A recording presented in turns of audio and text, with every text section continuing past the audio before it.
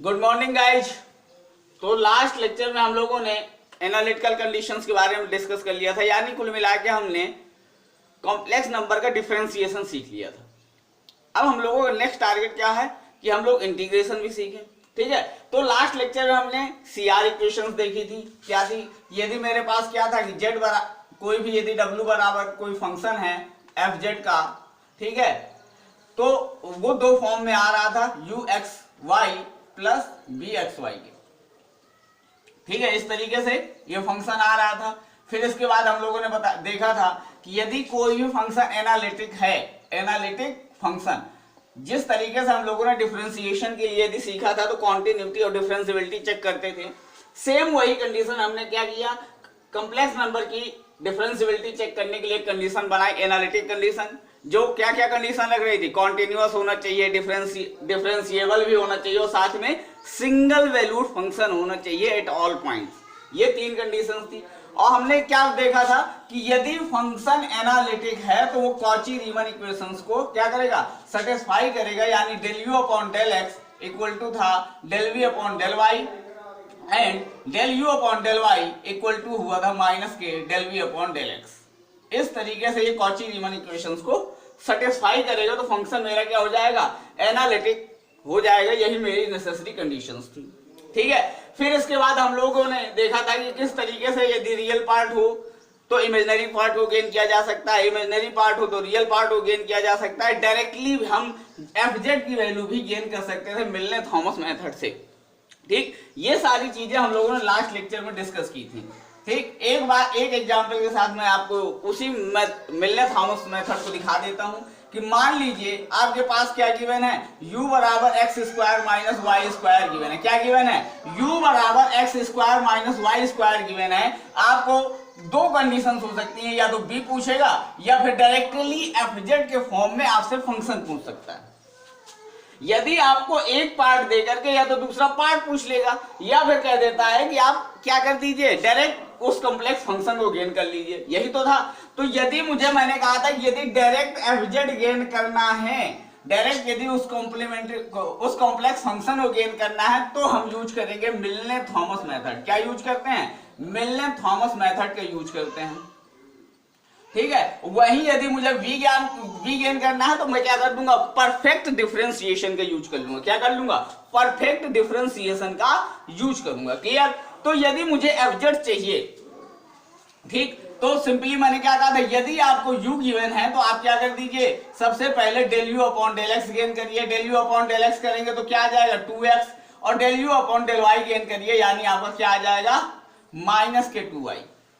ठीक है, with partial differentiation करेंगे। जब हम x के रिस्पेक्ट में करेंगे तो y कांस्टेंट की तरह ट्रीट करेंगे, और जब y के रिस्पेक्ट में करेंगे तो x क्या होगा, कांस्टेंट की तरह ट्रीट किया जाएगा।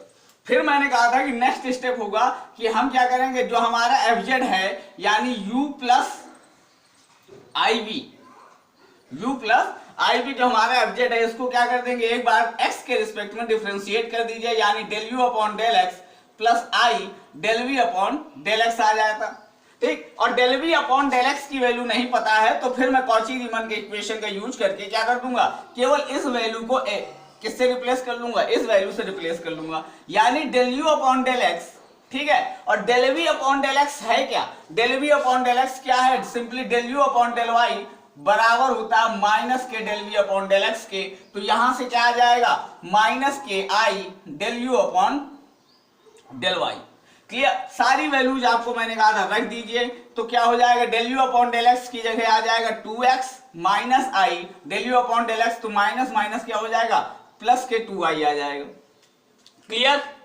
अब क्या कहा था मैंने कि जब ये फंक्शन आपको गेन हो जाए तो जहां जहां x है वहां पे क्या कर दीजिए, z रख दीजिए, और y की जगह क्या रख दीजिए, 0 रख दीजिए। तो क्या आ जाएगा, simply F Z equal to simply 2z plus I, जैसे ही करेंगे क्या हो जाएगा, 0। क्लियर? तो जैसे ही क्या सिर्फ मुझे क्या मिल गया, 2z। फिर इसके बाद मैंने कहा था कि सिंपली क्या कर देना है, इंटीग्रेट कर देना है, तो एफ जेड की वैल्यू मिल जाएगी। तो एफ जेड बराबर हो जाएगा 2z स्क्वायर अपॉन 2, यानी 2 से 2 कैंसिल आउट हो जाएगा। क्लियर? z का इंटीग्रेशन क्या होगा, z स्क्वायर अपॉन 2, और यहां पे आ जाएगा प्लस के c। यानी क्या आ गया आपके पास, ये फंक्शन आ गया। तो एफ जेड क्या है, वो फंक्शन क्या है, जेड स्क्वायर वो फंक्शन है, क्या है, जेड स्क्वायर वह फंक्शन है। क्लियर, ये चीज हमने गेन कर ली।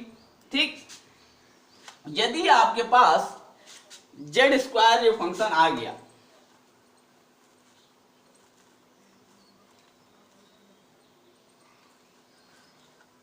ठीक है, सिंपली एफ जेड बराबर क्या आ गया आपके पास, जेड स्क्वायर। ठीक, यहां से भी आप y की v की वैल्यू गेन कर सकते हैं। कैसे चेक कर लेते हैं, तो यदि आपका जेड स्क्वायर आ गया तो आप यहां पे जेड की जगह क्या रख सकते हैं, जेड है क्या, जेड सिंपली मैंने कहा था कॉम्प्लेक्स नंबर है, यानी x प्लस आई वाई, तो यानी x प्लस आई वाई का स्क्वायर प्लस सी, यहां कॉन्स्टेंट रहेगा कुछ। क्लियर, तो x प्लस आई वाई का स्क्वायर कर दीजिए, तो क्या आ जाएगा आपके पास, x square plus i y का स्क्वायर यानी माइनस के वाई स्क्वायर और प्लस के 2i(xy) प्लस सी, यहां से चेक करिए तो x square minus y square, ठीक है, और प्लस 2xy प्लस सी, यानी ये देखिए, ये चेक करिए, यही तो हमारा u है, ये हमारा क्या है u, तो निश्चित तौर पे ये हमारा क्या होगा, v होगा। इस तरीके से भी आप जा सकते हैं। ठीक है, तो आपका यहां से आपका v क्या आया है, v इक्वल टू 2xy। क्लियर, लेकिन आपको वापस वैल्यू पलट के रखनी पड़ी। क्लियर, तो इसलिए क्या करते हैं कि जब हमें v गेन करना होता है, तो मैंने कहा था कि v गेन करने के लिए आप मिलने थॉमस मेथड का यूज नहीं करिए। यदि आपको डायरेक्ट रियल पार्ट गिवन है, इमेजिनरी गेन करना है, या इमेजिनरी गिवन है रियल पार्ट गेन करना है, तो आप सिंपली क्या कर सकते हैं कि जैसे मुझे यदि v गेन करना है, तो मैं क्या करूंगा, डेल v इक्वल टू del v upon del x into D X और plus del v upon del y into D Y.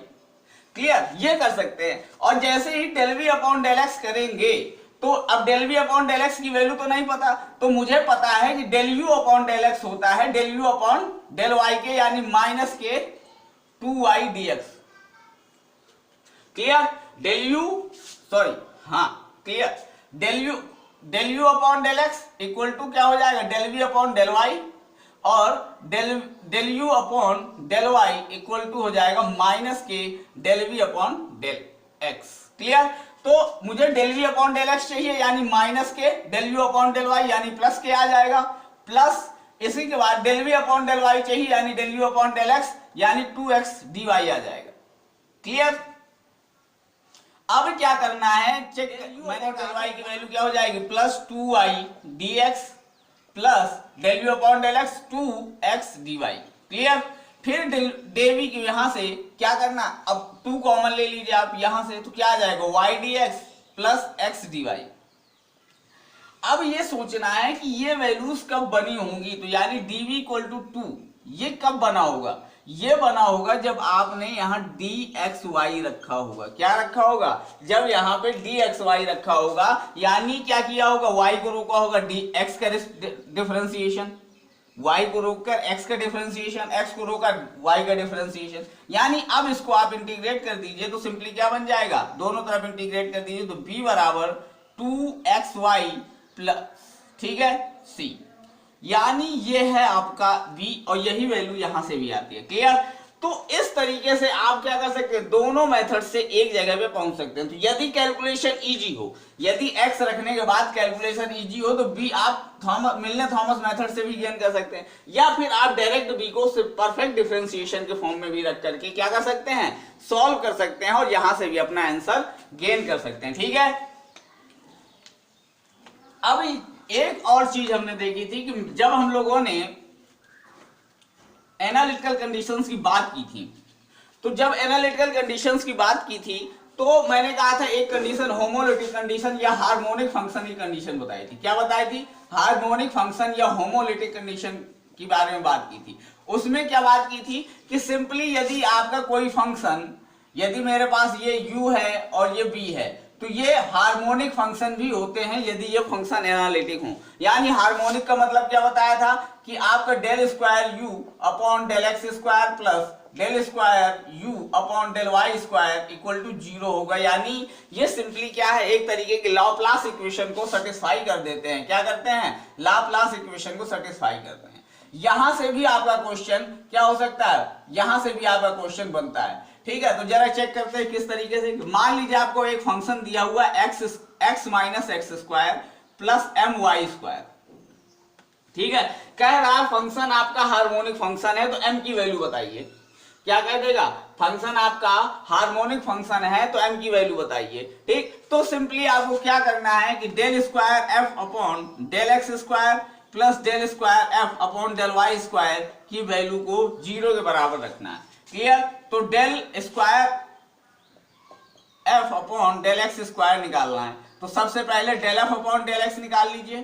तो del f upon del x निकालेंगे तो x के रिस्पेक्ट में करेंगे तो ये तो क्या हो जाएगा 1 माइनस x का ये 2x स्क्वायर माइनस के 2x। ठीक है, m क्या हो जाएगा, ये y क्या है कांस्टेंट, x के रिस्पेक्ट में कर रहे हैं। फिर del square f upon del x square निकाल दीजिए, तो ये क्या हो जाएगा 0 माइनस के 2 यानी सिंपली माइनस के 2।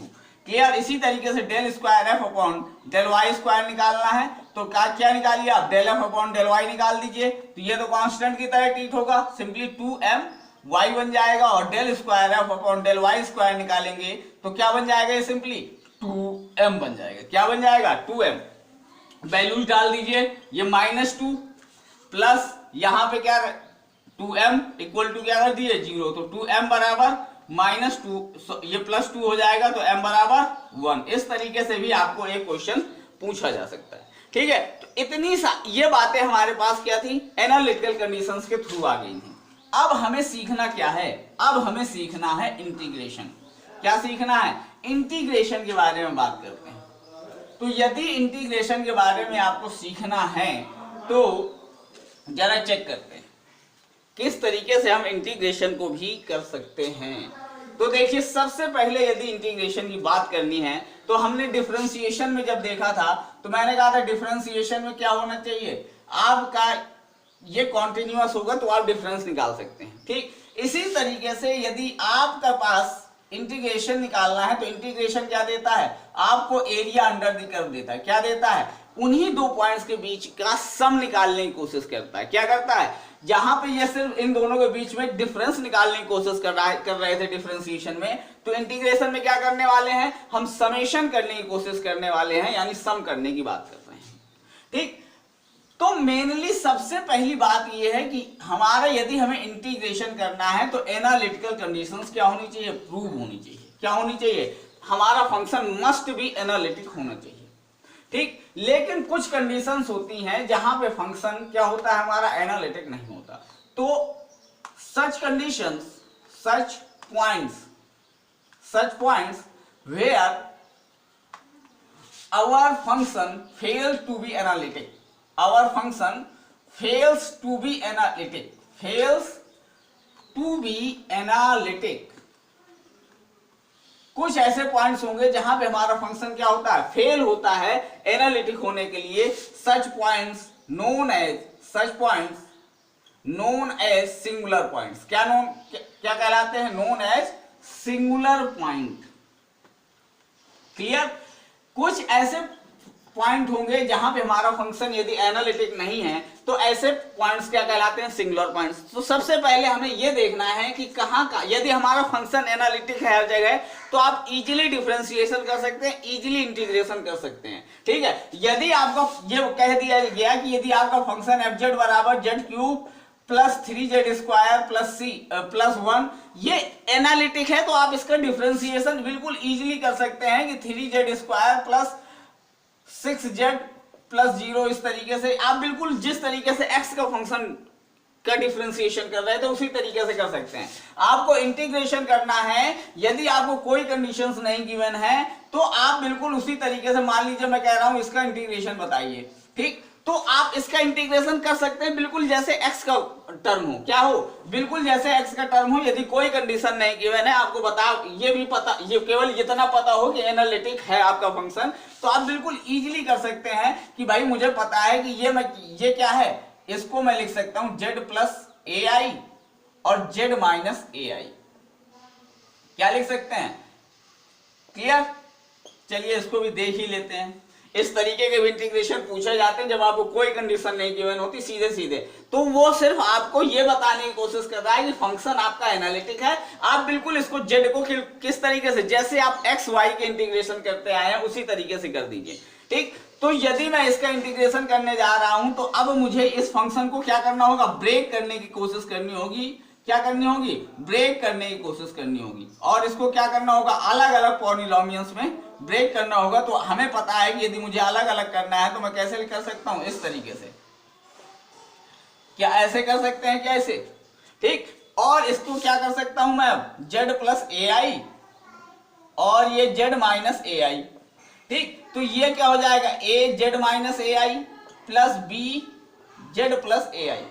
क्लियर, दोनों फंक्शंस। अब क्या करना है, अब देखिए तो जेड प्लस ए आई और ये क्या है, जेड माइनस ए आई। तो ये नीचे वाले टर्म बराबर हो गए। यानी सिर्फ मुझे क्या सॉल्व करना है, इस इक्वेशंस को सॉल्व करना है और अपने ए बी की वैल्यू गेन करनी है। क्या करनी है, ए और बी की वैल्यू गेन करनी है। यानी A Z minus A I plus B Z plus A I equal to क्या है, 1, ठीक है। और इस इक्वेशन को सॉल्व कर दीजिए, आपको ए और बी की वैल्यू गेन होते ही आप इस फंक्शन को क्या कर सकते हैं, अलग अलग लिख सकते हैं। तो जेड बराबर यदि मैं ए आई डालूं, क्या यदि जेड बराबर ए आई डाल दूंगा तो क्या हो जाएगा, ए वाला टर्म 0 हो जाएगा यहाँ पे, ठीक। जेड बराबर यदि ए आई डाल देंगे, लेकिन वहीं पे यदि बी यहाँ पे ए आई प्लस ए आई बन जाएगा और इक्वल टू 1, यानी ये 2ai, तो ये बी बराबर आ जाएगा उस समय 2ai।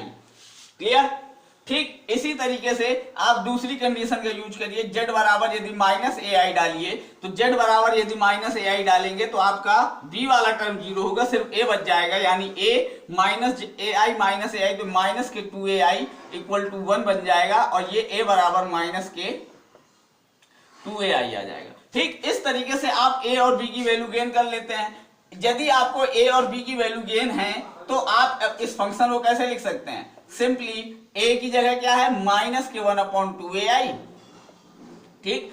और क्या था यहाँ पे, जेड प्लस ए आई, ठीक। और प्लस में 1/2ai और यहाँ पे आ गया Z minus A I, clear, into D Z. अब ये इजीली आप सॉल्व कर सकते हैं, ठीक है। तो कैसे आप सॉल्व कर, अब बिल्कुल बेसिक हो गया कि आप ये 1/2ai यहां से क्या ले लीजिए, कॉमन ले लीजिए, ठीक है, कांस्टेंट की तरह। और यहां पे बचेगा आपके पास 1/z माइनस ए आई और ये माइनस उधर कर लीजिए, माइनस के z प्लस ए आई, ठीक है, और डी जेड। अब इजीली क्या हो सकता है, अब आपको पता है कि ये सिंपली क्या है, यदि इसका क्या दो अलग अलग पॉलिनोमियल मिलकर 1/x की तरह ट्रीट हो जाएगा, तो यहां पे सिंपली क्या आ जाएगा, log z minus A I sorry ln, ठीक। और इसी तरीके से माइनस के ln z plus A I, clear, और प्लस सी, क्लियर, ठीक। और इसको करेंगे तो 1/2ai और ये क्या हो जाएगा, ln z minus A I upon में क्या आ जाएगा, z प्लस ए आई, ठीक, प्लस सी। इस तरीके से आप बेसिक इंटीग्रेशन कर सकते हैं। यदि आपको कोई कंडीशंस नहीं गिवन है, आपको सिर्फ ये बता दिया जाए कि फंक्शन क्या है मेरा, पूरी तरीके से फंक्शन मेरा एनालिटिक है। क्या है, फंक्शन मेरा एनालिटिक है, क्लियर, ठीक है। तो यदि इतनी कंडीशंस आपको पता है तो आपका काम हो जाएगा। लेकिन क्या होगा यदि फंक्शन हमारा किन्हीं पॉइंट्स पे एनालिटिक नहीं है, यानी कहा ऐसे पॉइंट्स जहां पे फंक्शन मेरा फेल कर रहा है एनालिटिक होने से, यानी ऐसे पॉइंट्स क्या कहलाएंगे, हमारे ऐसे पॉइंट्स सिंगुलर पॉइंट कहलाते हैं। क्या कहलाते हैं, सिंगुलर पॉइंट, जहां पे हमारा क्या कर रहा है, फंक्शन फेल हो रहा है। अब जरा चेक करिए कि यदि मेरे पास मान लीजिए कोई फंक्शन fz गिवन है, फंक्शन fz गिवन है z minus 1 upon z plus 2 और z माइनस 4, तो चेक करिए कि यह फंक्शन कहां कहां पे क्या क्या कंडीशंस हो सकती हैं।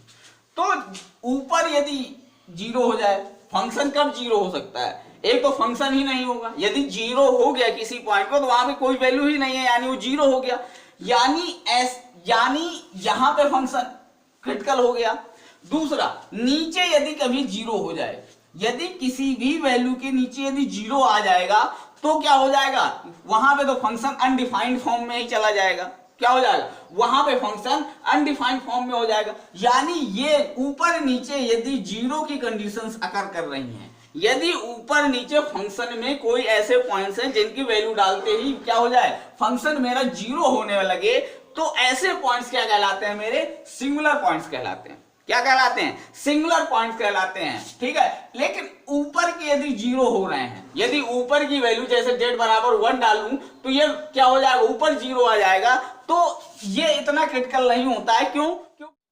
तो ऊपर की वैल्यू यदि 0 हो रही है तो आपके डिफरेंशिएशन और लिमिट में क्या होती है, ये वैल्यू डिफाइन कर रखी होती है, इसलिए इसमें इतना ज्यादा क्रिटिकलिटी नहीं होती। और ऊपर से यदि ऊपर किसी वैल्यू पे डालने पे आपका फंक्शन 0 हो रहा है तो उसे हम कहते हैं जीरोज ऑफ पॉलिनोमियल। क्या कहते हैं, उसे जीरोज ऑफ पॉलिनोमियल कहते हैं। लेकिन वहीं यदि बात करते हैं नीचे की कंडीशंस में, यदि z बराबर में -2 डालूं तो ये फंक्शन 1/0 की फॉर्म में चला जाएगा, यानी अनडिफाइंड हो जाएगा। यानी ये जो पॉइंट होते हैं ये हमारे ज्यादा क्रिटिकल होते हैं और ये हमारे कहलाते हैं पोल्स ऑफ अ पॉलिनोमियल। क्या कहलाते हैं, पोल्स ऑफ अ पॉलिनोमियल।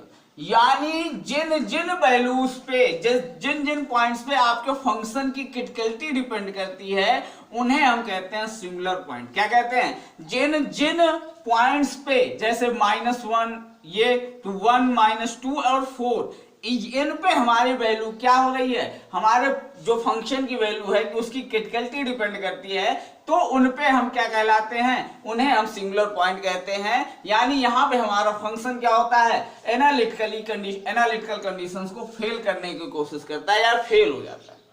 ठीक है, उसके अपर पार्ट को हम जीरोज ऑफ पॉलिनोमियल कहते हैं। यानी यदि क्या न्यूमेरेटर में यदि हमारे 0 आ रहा है, किसी वैल्यू को डालने से यदि न्यूमेरेटर 0 हो रहा है तो उसे हम कहते हैं जीरोज ऑफ पॉलिनोमियल। व्हाइल जबकि क्या हो रहा है, यदि डिनोमिनेटर में 0 आ रहा है किसी वैल्यू को डालने से तो वो क्या होता है, उस जगह फंक्शन अनडिफाइंड होता है और उसे हम कहते हैं क्या, उसे हम कहते हैं पोल्स ऑफ अ पॉलिनोमियल। यानी में पोल्स ऑफ अ पॉलिनोमियल ज्यादा क्रिटिकल कंडीशंस होती हैं और पोल्स सिंपली डिफाइन यदि करूं तो क्या कह सकता हूं, limit z tending to a f z क्या हो रहा हो, यदि इनफाइनाइट हो रहा हो तो ये जो पॉइंट a कहलाएगा, ये क्या कहलाएगा, पोल्स ऑफ अ पॉलिनोमियल कहा जाता है। क्या कहा जाता है, पोल्स ऑफ अ पॉलिनोमियल। और मुझे इसी क्रिटिकलिटी को, ये पोल्स को ही हमें ज्यादा कंसीडर करके क्या करना होता है, चेक करने की जरूरत पड़ती है और उन्हें रिमूव भी करने की कोशिश की जाती है।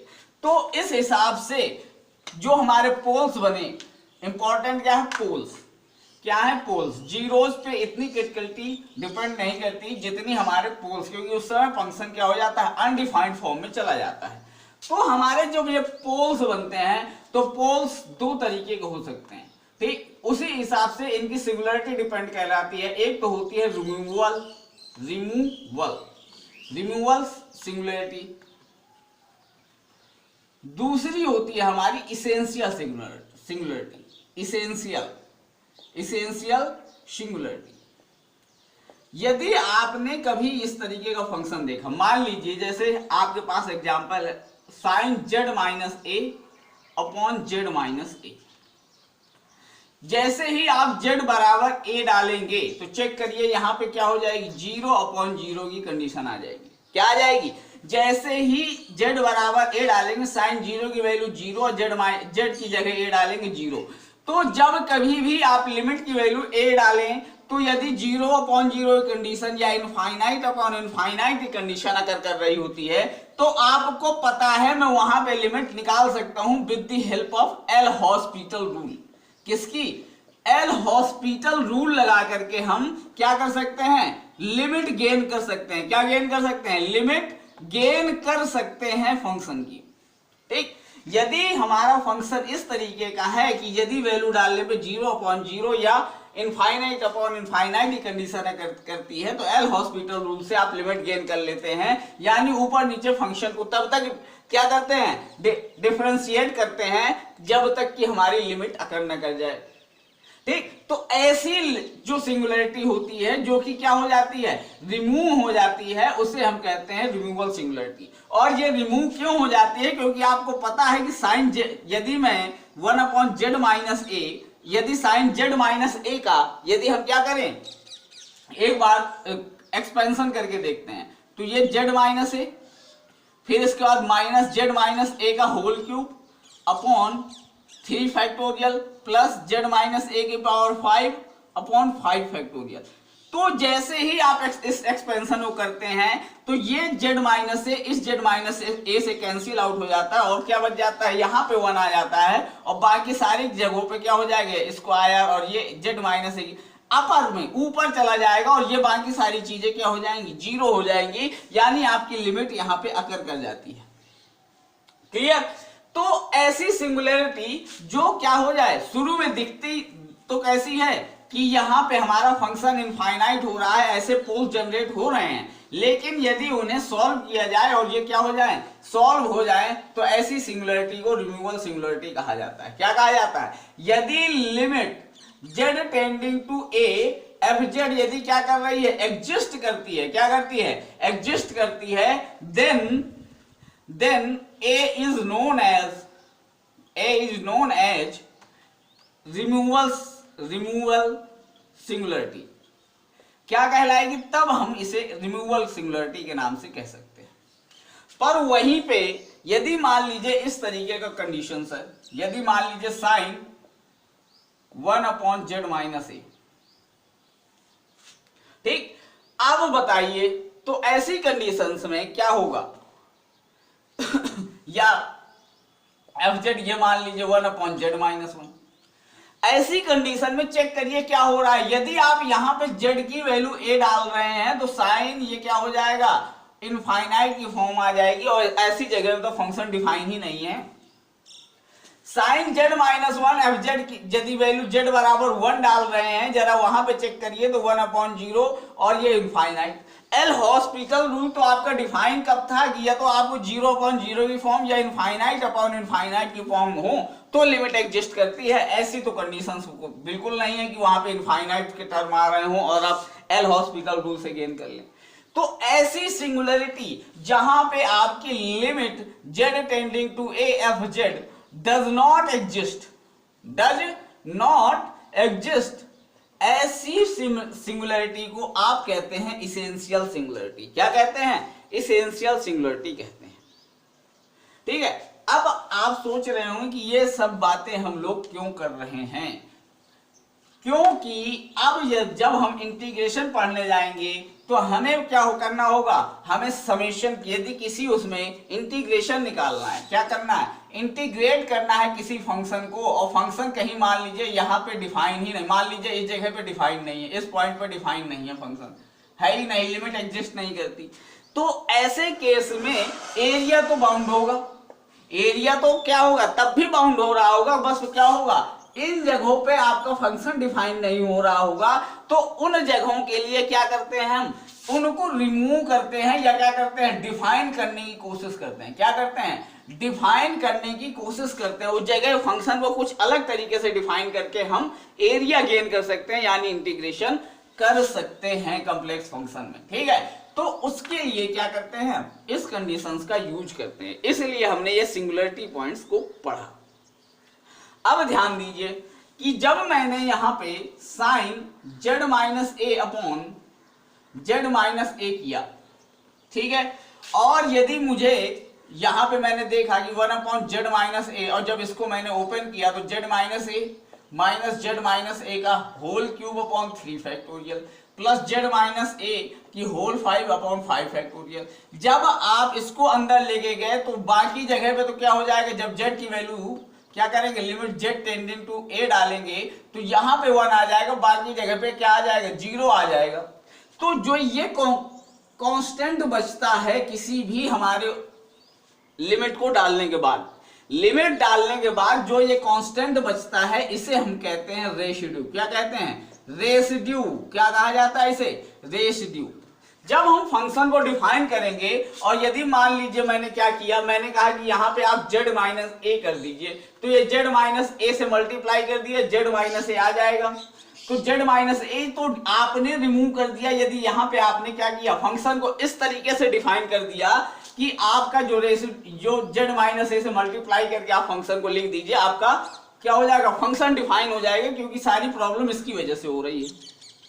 तो जैसे ही आप z माइनस ए से मल्टीप्लाई करने जाएंगे, आप z माइनस ए को हटा देंगे, लेकिन उसका कांस्टेंट नहीं हट सकता। उसकी मल्टीप्लाई में जो नंबर आएगा 1/2, 1/3, वो कांस्टेंट क्या होगा, रेसिड्यू फॉर्म में आपके इंटीग्रेशन में आ जाएगा। क्या आ जाएगा, रेसिड्यू फॉर्म में आपके इंटीग्रेशन में आ जाता है। इसे हम क्या कहते हैं, जब भी हम टर्म को क्या करेंगे, एलिमिनेट करते हैं, तो उसका जो कांस्टेंट बचता है उसे हम क्या कहते हैं, रेसिड्यू कहते हैं। क्या कहते हैं, रेसिड्यू कहते हैं। क्लियर। अब मान लीजिए कि आपके पास कोई फंक्शन है fz बराबर z माइनस 1 और ये z माइनस 2 का होल स्क्वायर और ये z माइनस 3।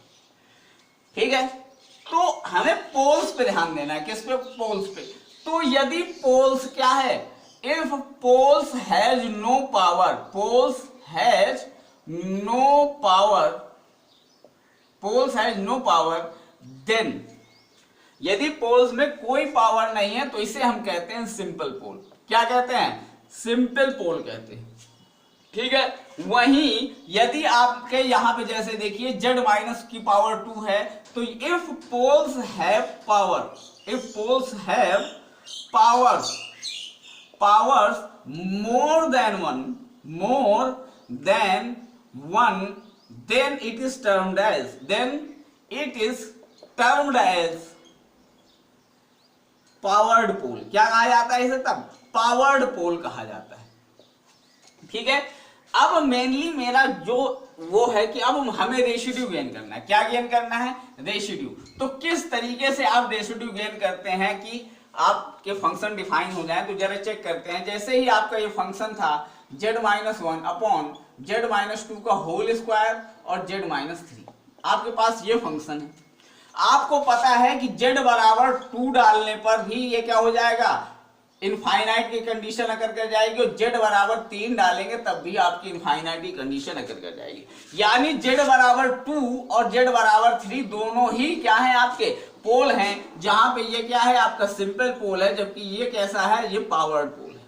कैसा है, पावर्ड पोल है। अब यदि आपको डायरेक्टली रेसिड्यू गेन करना है, क्या करना है, यदि आप z माइनस 3 को हटाएं तो आपका रेसिड्यू क्या बचेगा, यानी उसके कांस्टेंट में क्या मल्टीप्लाई है, यदि वो गेन करना है तो सिंपली आपको डिफाइन किया जाता है residue z equal to a पर, कहां पे, fz पे क्या होने वाला, इसको सिंपली डिफाइन किया गया है limit z tending to a, और मल्टीप्लाई कर दीजिए आप z माइनस a का, मतलब जिस टर्म से आपकी सिंगुलरिटी क्या हो रही है, दिक्कत कर रही है, आप उसमें fz से मल्टीप्लाई कर दीजिए।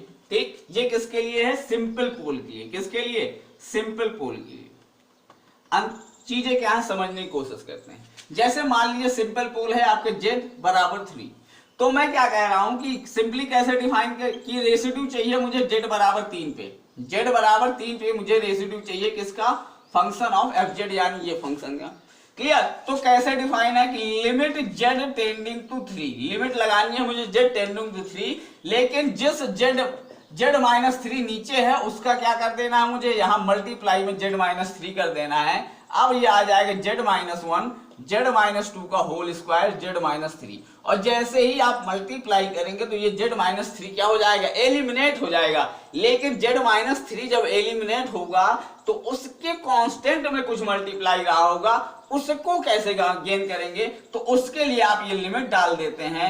ये लिमिट जैसे ही आप यहाँ z बराबर अब 3 डालेंगे तो 3 माइनस 1 अपॉन 3 माइनस 2 का होल स्क्वायर, यानी 3 अपॉन 1, यानी क्या आ जाएगा, 3 आ जाएगा। ये क्या है, रेसिड्यू है z अपॉन 3 का, z इक्वल टू 3 का ऑफ fz पे।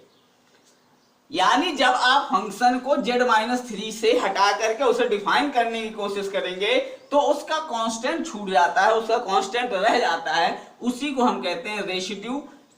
क्या कहते हैं, रेसिड्यू। तो इस तरीके से आप सिंपल पोल का रेसिड्यू गेन कर सकते हैं। क्लियर।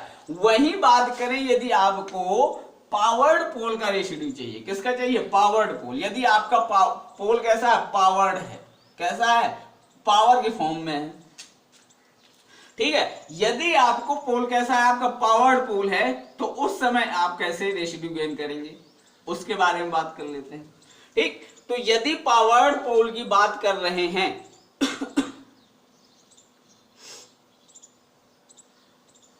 ठीक, तो आपको क्या करना है, जरा देखिए रेसिड्यू, जैसे आपका z बराबर 2 पे है, तो रेसिड्यू इसमें कैसे डिफाइन है, residue Z A of F Z, किसके लिए, पावर्ड पोल के लिए बात कर रहे हैं। तो आपको क्या करना है, यदि ये कैसा पावर्ड पोल, यदि पावर n है, कैसा है, पावर n का है, कैसा है, पावर n का है, तो आपको क्या करना है, simply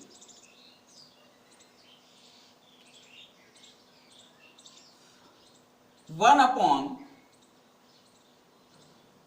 n minus 1 factorial d n minus 1 upon d z n minus 1, ठीक है, z माइनस a की power n f z, clear, ये करना। और लिमिट क्या है आपकी, limit z tending to a, क्या है आपकी लिमिट, लिमिट आपकी z टेंडिंग टू a रखनी है आपको, क्लियर। यदि आपकी पावर क्या है, n है, n पावर का आपके पास क्या है रे, ठीक है, कोई पोल है, जैसा यहां से देख लेते हैं, जैसे z माइनस 2 की पावर क्या है आपके पास 2 है, आपको रेसिड्यू चाहिए कहां पे, z इक्वल टू 2 पे, आपको रेसिड्यू चाहिए z इक्वल टू 2 पे, जबकि वो कैसा पावर है, पावर्ड पोल है, यानी n ऑर्डर का आपके पास पोल है, यानी 2 ऑर्डर का आपके पास पोल है, क्लियर, एफ जेड पे।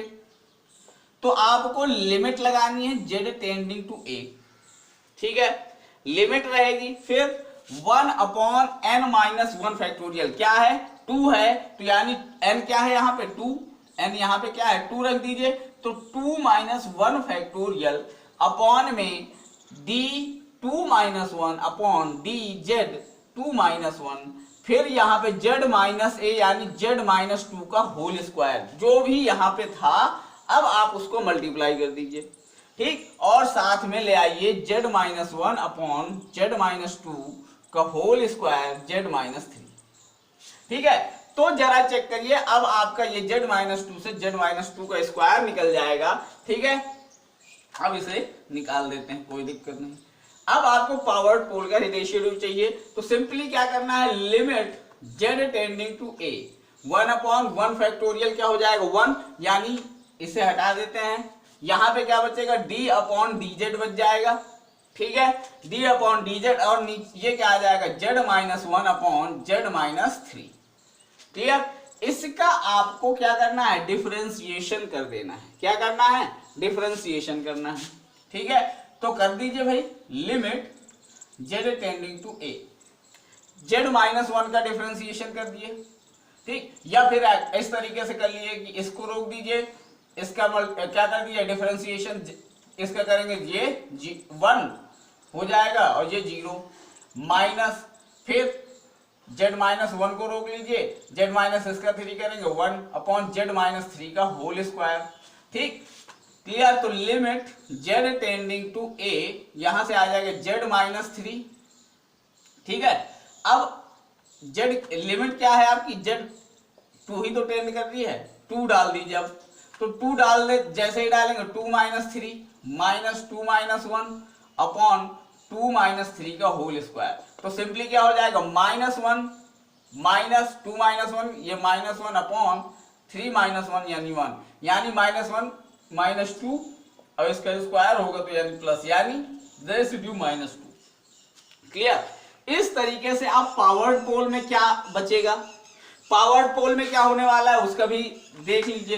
पावर्ड पोल में आपको डिफरेंशिएशन की जरूरत पड़ गई, क्यों, इसका रीजन क्या है, उसके लिए आपको देख ले मान लीजिए आपके पास ये है e की पावर 2z, और यहां मान लीजिए z माइनस 1 का स्क्वायर, क्लियर, या z माइनस 1 ही रख लीजिए, ठीक है। यहां z माइनस 1 है और z माइनस 1 का स्क्वायर है, ठीक। तो अब जरा e का ये 1/z माइनस 1 का स्क्वायर तो पीछे रखिए, e की पावर z माइनस 1 को आप डिफरेंस क्या करें, एक्सपेंड कर दीजिए। जैसे ही एक्सपेंड करेंगे तो 1 प्लस z माइनस 1, ठीक, प्लस z माइनस 1 का whole square upon 2 factorial plus z minus 1 का whole cube upon 3 factorial plus dot dot, इस तरीके से।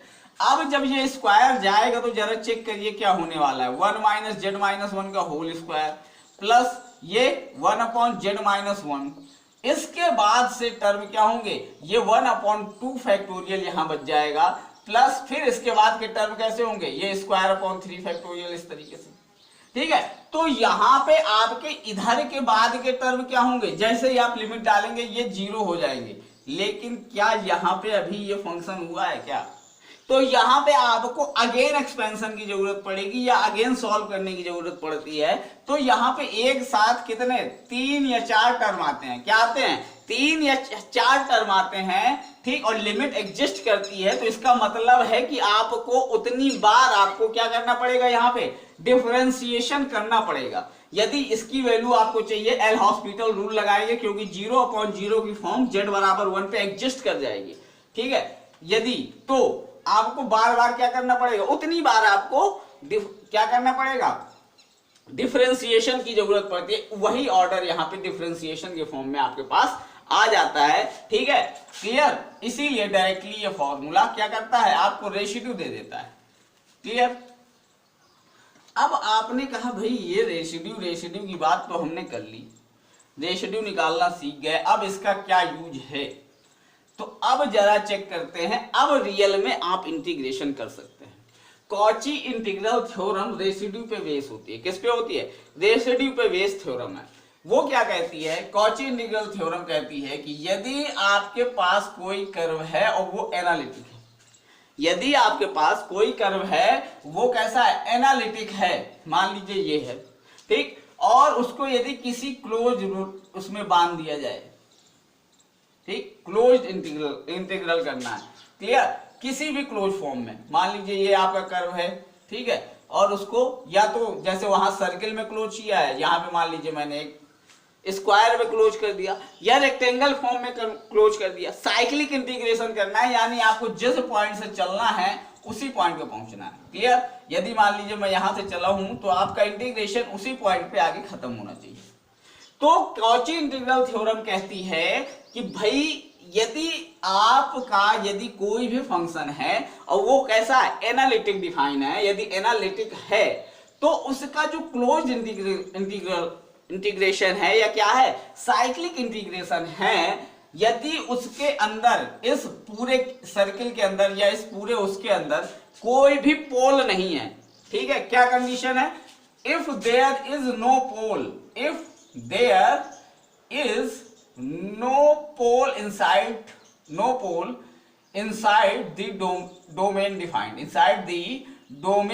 defined, जो आपको कर्व दिया गया है, जिस कर्व के अंदर आपको एरिया गेन करना है, यदि उसके अंदर कोई पोल नहीं है, यानी आपका फंक्शन पूरी तरीके से डिफाइन है, कहीं पे भी किसी भी वैल्यू को डालने पर फंक्शन क्या हो नहीं, अनडिफाइंड, मतलब इनफाइनाइट की पोजीशन नहीं गेन कर रहा है, तो क्या कहती है कॉची इंटीग्रल थ्योरम कि integration of F Z D Z निश्चित तौर पे क्या होने वाला है, 0 होता है। क्या कहता है, क्या होता है, 0।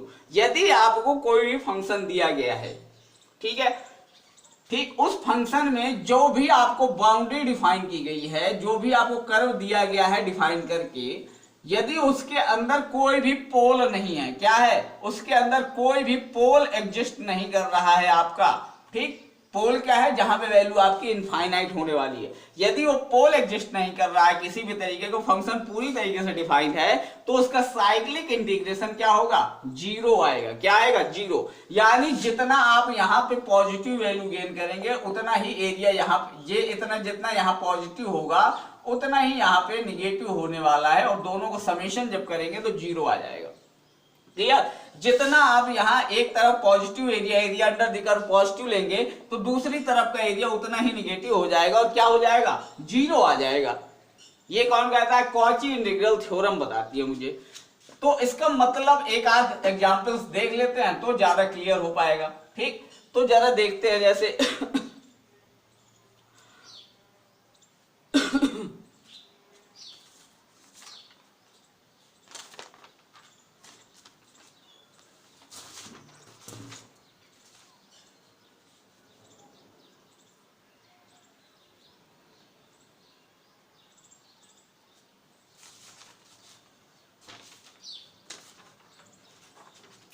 एक एग्जांपल देख लेते हैं।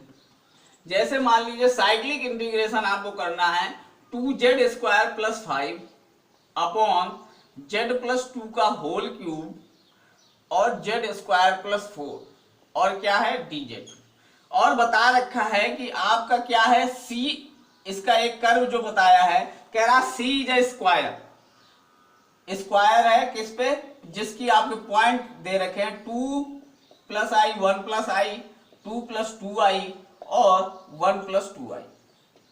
ठीक है, बता रखा है c एक स्क्वायर है जिसके अंदर आपको इसका क्या करना है, साइक्लिक इंटीग्रेशन करना है। ठीक है, तो मैंने कहा कि भाई 1 और 1 कहां पे आएगा, यहां पे। क्लियर, थोड़ा बड़ा बना लेते हैं। तो मान लीजिए ये 1 और ये 1, ये इमेजिनरी एक्सिस का 1 यानी i और ये 1, तो ये आपस में मिलके यहाँ पे एक पॉइंट बना देंगे। ठीक, इसी तरीके से 2 प्लस आई की बात कर रहा है, यानी यहीं पे ही आगे जाना है आपको। 1 के बाद ये आपका आगे 2 और आई अभी भी सिमिलर यानी यहीं पे।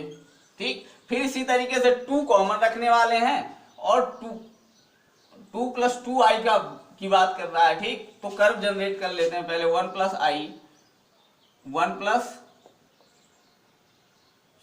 2 प्लस आई 2 प्लस 2i और क्या है 1 प्लस 2i। ठीक, तो मान लीजिए ये है। क्लियर, ये 1 ये 2 ये i और ये 2i। ठीक, तो एक पॉइंट ये, दूसरा पॉइंट ये। क्लियर, और 2 प्लस 2i यानी 2 और 2 प्लस 2i यानी ये, और 1 प्लस 2i यानी 1 और ये 2i यानी ये। इस तरीके से आपको पास क्या दे दिया है, एक स्क्वायर दे दिया। ठीक, इस स्क्वायर के अंदर आपको इस फंक्शन का क्या करने वाले हैं, आप इंटीग्रेशन करने वाले हैं, साइक्लिक इंटीग्रेशन। तो जरा चेक करते हैं। सबसे पहले आपके पास z प्लस 2i है। क्या है, z प्लस 2i यानी ये z बराबर क्या आ जाएगा, z बराबर -2। एक पोल ये है, दूसरा पोल है आपके पास z² प्लस 4 इक्वल टू 0, यानी यहां से आप ले लीजिए तो z प्लस 2i और z माइनस 2i। क्या मैं यही लिख सकता हूं क्या, इक्वल टू 0। इसको ऐसे भी निकाल सकते हैं, z बराबर क्या हो जाएगा -4z² और z बराबर क्या आ जाएगा, ये माइनस के 4 तो plus minus under root minus के 4 और ये प्लस माइनस और ये क्या हो जाएगा -1 को आपको पता है क्या लिखते हैं हम, i लिखते हैं और 4 करेंगे तो ये क्या आ जाएगा 2। वही चीज मैंने लिखी, प्लस 2i और -2i। ठीक है, क्लियर। तो ये आपके पोल है, यानी आपके पास पोल क्या क्या है, z बराबर -2, z बराबर 2i और z बराबर -2i। ये आपके पोल है। ठीक है, तो चेक करते हैं। z बराबर -2, z बराबर -2, क्या यहां पे कहीं पे -2, z बराबर -2। ठीक है, तो -2 कहां पे आएगा, यानी हमारी रियल एक्सिस में -2 कहीं यहां आ रहा है, यहां पे मान लीजिए कुछ ये पॉइंट है। ठीक है, z बराबर 2i यानी ये पॉइंट की बात कर रहा है, z बराबर -2i यानी यहां पे। क्या बताइए मुझे, कोई भी पोल आपके इस गिवन स्क्वायर के अंदर है, चेक करिए। z बराबर -2 ये है, z बराबर 2i यहां है, z बराबर -2i यहां है। क्या कोई भी पोल, इस फंक्शन का कोई भी पोल इस स्क्वायर के अंदर लाई कर रहा है?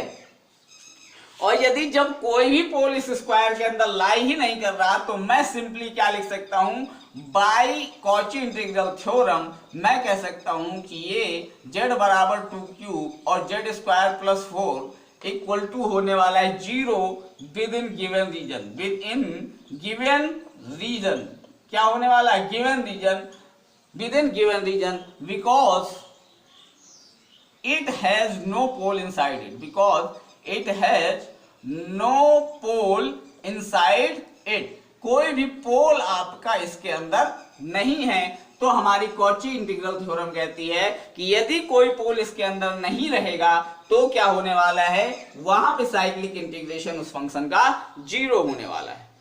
क्लियर? ठीक है। अब बात करते हैं, मान लीजिए ये तो हमारी कॉची इंटीग्रल थ्योरम है, ये कब वैलिड है कि आपका कोई भी पोल आपके अंदर नहीं है। ठीक है, आपको जो रीजन गिवन किया जाए उसके अंदर आपका कोई भी पोल एग्जिस्ट नहीं करे। अब मान लीजिए आपका कोई भी पोल यदि एग्जिस्ट कर जाए, मान लीजिए कि यहां से आपका कोई फंक्शन है, ठीक है, यहां पे पोल एग्जिस्ट कर रहा है, फिर इसी तरीके से यहां पे भी पोल एग्जिस्ट कर रहा है, तो जब आप इसका इंटीग्रेशन करने जाएंगे तो अब ये पूरी तरीके से 0 नहीं होने वाला, क्योंकि जब आप इन एक तो यदि इंटीग्रेशन करने जाएंगे तो आपको डिफाइन करने की जरूरत पड़ेगी इन पॉइंट्स को, यानी इन पॉइंट्स के रेसिड्यू आ जाएंगे। क्या आ जाएंगे? इन पॉइंट के रेसिड्यू आपके इस एरिया वाले हिस्से में क्या करेंगे, आ जाएंगे। ठीक, और यदि ऐसी कंडीशन अकर कर रही है तो फिर क्या होने वाला है, तो इसको कहते हैं कॉची इंटीग्रल रेसिड्यू थ्योरम। क्या कहते हैं? Cauchy integral residue theorem. ठीक है, कौन सी थ्योरम? रेसिड्यू। क्लियर? तो जरा चेक करते हैं क्या हो रहा है। यदि किसी भी तरीके से आपका पोल अंदर रह गया तो रेसिड्यू आने वाले हैं।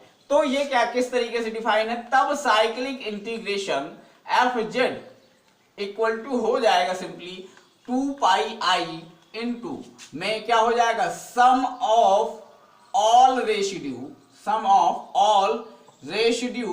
points inside the region।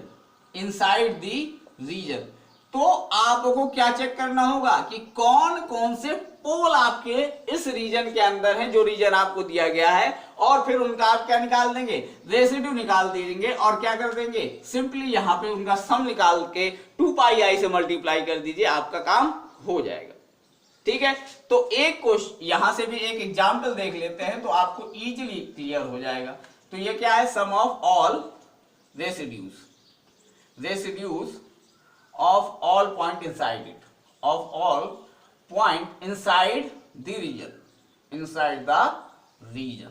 Clear? तो चलो चेक करते हैं, एक एग्जांपल ले लेते हैं। जैसे मान लीजिए आपके पास है f Z equal to z square upon z plus 1 का होल स्क्वायर जेड माइनस 2। ठीक है, और कह रखा है कि सी इज अ सर्किल। क्या है वो? सी क्या है? एक सर्किल है जो कैसा डिफाइन है, जेड मॉडुलस ऑफ जेड बराबर 5/2।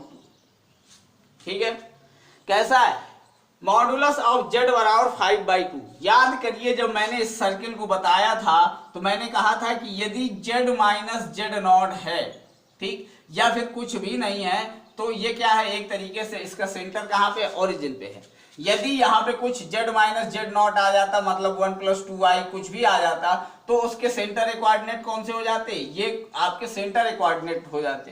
ठीक, ये बात हम लोग पहले डिस्कस कर चुके हैं। ठीक, और ये मेरी रेडियस को रिप्रेजेंट करता है। तो ये सर्किल कैसा है इसको देख लेते हैं। तो ये सर्किल कैसा है, x प्लस जेड का क्या, simply x plus i y equal to 5/2। इसका मॉडुलस लेंगे तो क्या आ जाएगा, x square plus y square equal to 5/2, यानी simply x square plus y square बराबर 5/4। यही आपका इस सर्किल 25/4। यानी आपका कर्व कैसा बनने वाला है कि इसके ओरिजिन पे इसका सेंटर होगा और रेडियस क्या होगी, 25 छक्का 4 छक्का 24 6, तो 1 2 3 4 5 6 1 2 3 4 5 6 मान लीजिए 1 2 3 4 5 6 1 2 3 4 5 6, यानी एक सर्किल ऐसा बनेगा। ठीक है, इसके अंदर आपको क्या करना है, इसकी क्या निकालनी है, साइक्लिक इंटीग्रेशन आपको गेन करना है। ठीक है, तो जरा चेक करते हैं कि आपके पोल कौन कौन से हैं। आपके पास एक पोल है z बराबर z प्लस 1 z बराबर -1, और एक पोल है z माइनस 2 इक्वल टू 0, यानी z बराबर 2। ठीक है, ये आपके पोल है, ठीक है। तो z बराबर 2 और z बराबर -1 दोनों पोल आपके पास हैं। तो z बराबर 2 चेक करिए, तो z बराबर 2 यानी यहां, और z बराबर -1 तो z बराबर -1, यानी दोनों पॉइंट क्या कर रहे हैं, आपके इस गिवन रीजन के अंदर है। यदि गिवन रीजन के दोनों पॉइंट अंदर हो गए तो आपको क्या करना है, दोनों ही पॉइंट के रेसिड्यू निकालने हैं। तो रेसिड्यू सबसे पहले ये सिंपल पोल का निकाल लेते हैं। तो रेसिड्यू एट z बराबर 2 fz निकालने जा रहे हैं, यानी लिमिट लगाएंगे हम z टेंडिंग टू 2, ठीक है। z-2 का मल्टीप्लाई कर देंगे और fz लिख देंगे। तो fz क्या है आपके पास, z स्क्वायर अपॉन z+1 का होल स्क्वायर और इंटू में z-2, यानी z-2 कैंसिल आउट हो जाएगा। तो सिंपली यहां से z बराबर 2 डाल देंगे तो ये 4 और ये क्या हो जाएगा 2 + 1 यानी 3 यानी 9, 4/9, ठीक है। इसी तरीके से आपको रेसिड्यू निकालना पड़ेगा z बराबर -1 पे fz, लेकिन ये कैसा है, ये पावर्ड पोल है। तो ध्यान रखना है पावर्ड पोल वाला आपको क्या करना है, फॉर्मूला अप्लाई कर देना है। तो पावर्ड पोल का फॉर्मूला देख लेते हैं, तो क्या हो जाएगा 1/n-1 फैक्टोरियल। तो पावर कितनी है 2, यानी 2 - 1 फैक्टोरियल अपॉन d 2 - 1 dz 2 - 1, और यहां पे क्या आ जाएगा z-2 का होल स्क्वायर और ये z स्क्वायर अपॉन z-2 का होल स्क्वायर z-1, ठीक है, सॉरी z-2, क्लियर। तो ये कैंसिल आउट हो जाएगा z-2 का होल स्क्वायर।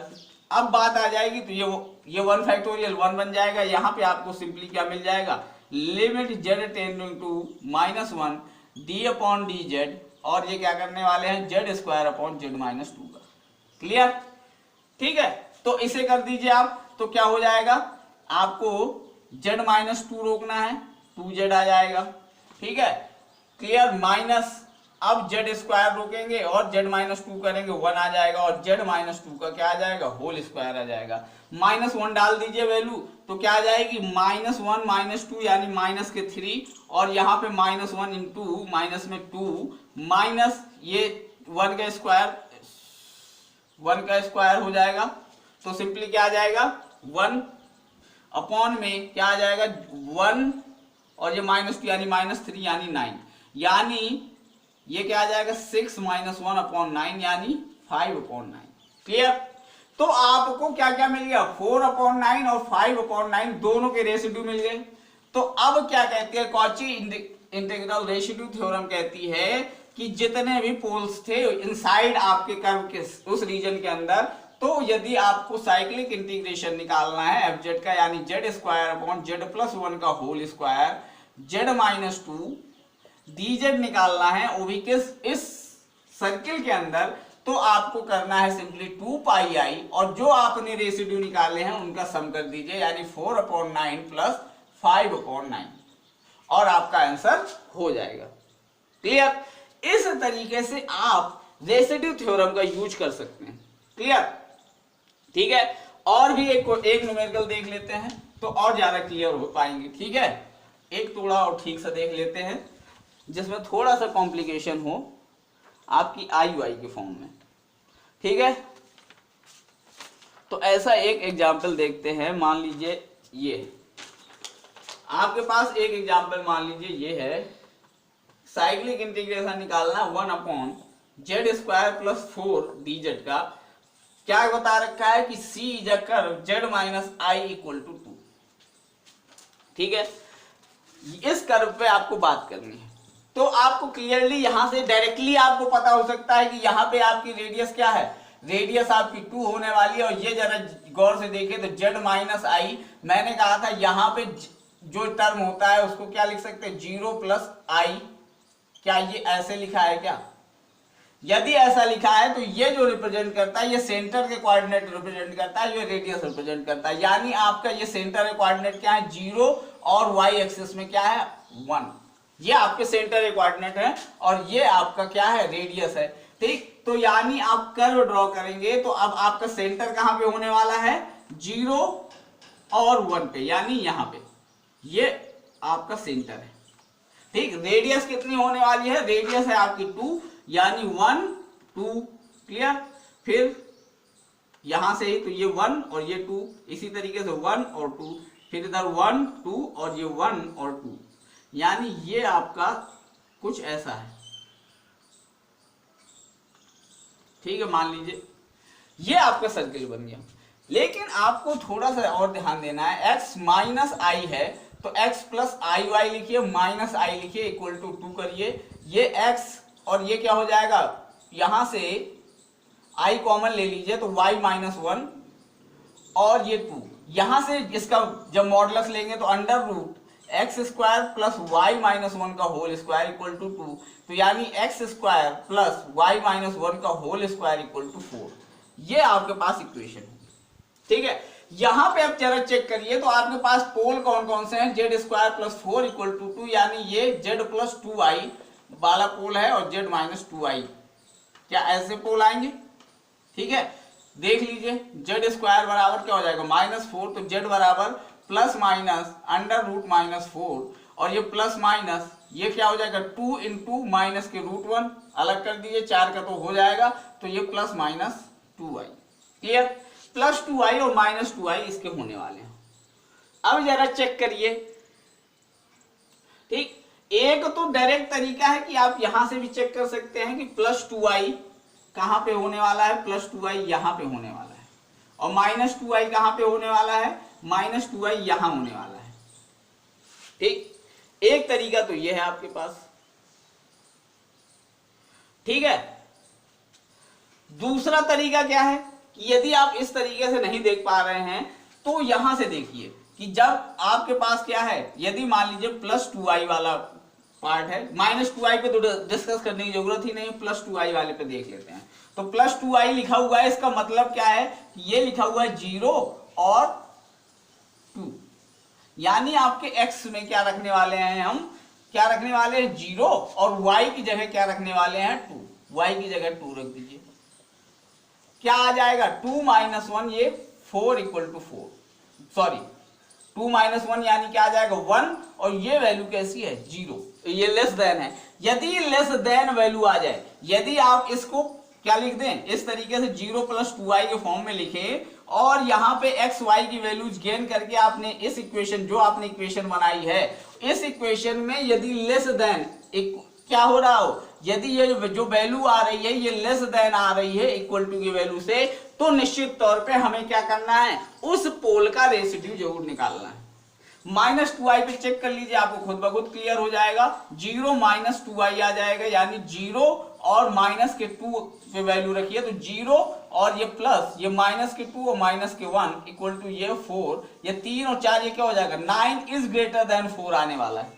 क्या आने वाला है 9 इज ग्रेटर देन 4 का मतलब है कि ये आउटसाइड है, क्या है इस रीजन के, ये क्या होने वाला है, इस रीजन से ये पॉइंट आउटसाइड है, जबकि यदि लेस देन वैल्यू आ रही है तो ये वैल्यू क्या है इनसाइड है। और मुझे सिर्फ और सिर्फ कौन से पॉइंट चाहिए, जो इनसाइड द रीजन है, सिर्फ उसका रेसिड्यू चाहिए, आउटसाइड वाले का नहीं चाहिए। तो ठीक है, क्लियर है किस तरीके से, यदि आपकी कॉम्प्लेक्स इस तरीके से वैल्यूज गिवन है तो आप इक्वेशन में डालकर भी चेक कर सकते हैं। यदि आपको कर्व बनाना नहीं आ रहा, कोई दिक्कत नहीं है, केवल आप ये इक्वेशन बनाइए और इक्वेशन से लेस देन और ग्रेटर देन का कंसेप्ट अपनाइए और आपकी वैल्यू आ जाएगी। ठीक है, तो या तो कर्व बनाना सीख लीजिए, या फिर ये तो या तो बाउंड्री पे है या फिर आपका इनसाइड द बाउंड्री है, तो भी तो आपको क्या करने पड़ेंगे, आपको उस पॉइंट का रेसिड्यू निकालना है। यानी मुझे z बराबर 2i पे बात करनी है, यानी z इक्वल टू 2i पे बात करनी पड़ेगी। ठीक है, तो रेसिड्यू निकाल दीजिए। तो ये सिंपली इसको मैं कैसे लिख सकता हूं, इसको जरा इस तरीके से लिख सकते हैं, z प्लस 2i और z माइनस 2i। ठीक है, तो क्या चेक कर रहे हैं आप, z प्लस 2i पे गौर करिए, तो ये सिंपल पोल ही तो है, क्या है, क्या कोई एक से ज्यादा पावर तो है नहीं, तो सिंपली क्या कर दीजिए, रेसिड्यू एट z बराबर 2i पे निकालना है fz मुझे, और क्या होने वाली है, तो कैसे निकलेगा, सिंपली लिमिट लगाइए z टेंडिंग टू 2i। ठीक है, और z प्लस सॉरी हाँ, और z माइनस 2i से मल्टीप्लाई कर दीजिए 1 अपॉन z प्लस 2i। ठीक है, और ये आ जाएगा z माइनस 2i। तो z माइनस 2i से z minus 2i simply cancel out हो जाएगा और ये आपके पास क्या आ जाएगा z प्लस 2i और z की जगह अब आपको रखना है क्या, z की जगह रखना है 2i, तो 2i प्लस 2i क्या बन जाएगा 1/4i। ठीक है, आपको रेसिड्यू मिल गया, जैसे ही आपको 1/4i क्या मिल गया है, रेसिड्यू मिल गया है, कोई दिक्कत नहीं है। अब आप अपनी क्या रेसिड्यू थ्योरम का इस्तेमाल करेंगे, तो साइक्लिक इंटीग्रेशन ऑफ 1/z की power z square plus 4 dz हो जाएगा सिंपली 2πi। एक और क्या करने वाले हैं, सम ऑफ ऑल रेसिड्यू, तो एक ही रेसिड्यू मिला है मुझे 1/4i, यहाँ पे डाल दीजिए 2πi इंटू 1/4i, ये i से i कैंसिल आउट हो जाएगा और ये 2 से 2 यानी π/2 आपका आंसर हो जाएगा। क्लियर? तो इस तरीके से आप कॉची इंटीग्रल थ्योरम से की हेल्प से क्या कर सकते हैं, आप रेसिड्यू निकाल सकते हैं। रेसिड्यू निकालेंगे, पहले रेसिड्यू निकालना यदि आपने सीख लिया तो फिर आप इंटीग्रेशन को भी सॉल्व कर सकते हैं। क्लियर?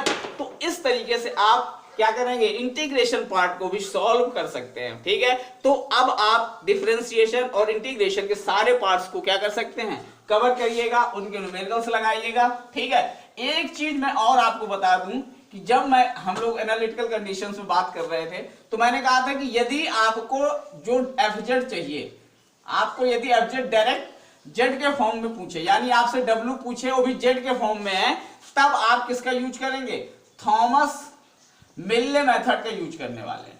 ठीक, वही यदि आपको कोई एक पार्ट दिए हो, जैसे रियल पार्ट दिया था और हमें इमेजिनरी पार्ट निकालना था, तो आप परफेक्ट डिफरेंशिएशन का यूज करिए। किसका, परफेक्ट डिफरेंशिएशन का यूज करिए। ठीक है, और एक चीज बता दूं कि जब आप यहाँ पे dv और यहाँ पे मान लीजिए b निकालने जा रहे हैं, तो जब आप यहाँ पे del u upon del y into dx और plus del u upon del x into dy कर देंगे, तो यहाँ पे जब वैल्यू डाल देते हैं तो किसी फॉर्म में मान लीजिए x square dx plus y square dy आ गई, तो जो आपकी ये वैल्यू आ जाती हैं, तो ध्यान रखना है आप कहाँ पे, अपने ऑप्शन की तरफ देखिए। कहाँ पे देखिए, ऑप्शन की तरफ देखिए कि किस चीज का डिफरेंशिएशन, किस ऑप्शन का डिफरेंशिएशन करूंगा तो ये वैल्यू आ जाएगी। क्लियर? कहाँ पे ध्यान देना है, आपको अपने ऑप्शन की तरफ ध्यान देना है कि किस चीज का डिफरेंशिएशन करूंगा तो ये वैल्यू आने वाली है, बस वही आपका आंसर हो जाता है। ठीक, यदि आपको क्या होना है, यदि बैक आपको जो डिफरेंशिएशन है, यदि वो बैक डिफरेंशिएशन करने में दिक्कत आ रही है, तो आप अपने ऑप्शंस को क्या करिए, डिफरेंशिएट करिए और देखिए कि क्या कोई वैल्यू ऐसी तो नहीं है जो इससे मैच कर जाए, तो भी अपना क्या हो जाएगा, काम हो जाएगा। ठीक है, तो इस तरीके से आप डिफरेंशिएशन और इंटीग्रेशन को कर सकते हैं। ठीक है, तो अब आपका जो मैक्सिमम क्वेश्चन पूछा जाने वाला पोर्शन है वो यही है। ठीक है, डिफरेंशिएशन और इंटीग्रेशन से ही आता है। अब आपका कॉम्प्लेक्स नंबर में सिर्फ एक पार्ट है जो मेंशन है सिलेबस में, कौन सा, टेलर सीरीज और लॉरेंट सीरीज। ठीक है, उसकी भी बात कर लेंगे। ठीक, उससे कभी पूछा नहीं गया है, उससे बहुत कम क्वेश्चंस कभी कभार यदि पूछ ले तो अलग बात है, लेकिन आपका जो पूछा जाने वाला पोर्शन था वो यही था कि आपको डिफरेंशिएशन अच्छे से आता हो कॉम्प्लेक्स नंबर का और इंटीग्रेशन। ठीक है, तो इसकी प्रॉपर माइनर प्रैक्टिस कर लीजिएगा। ठीक है, आज के लिए इतना रखते हैं। Thank you.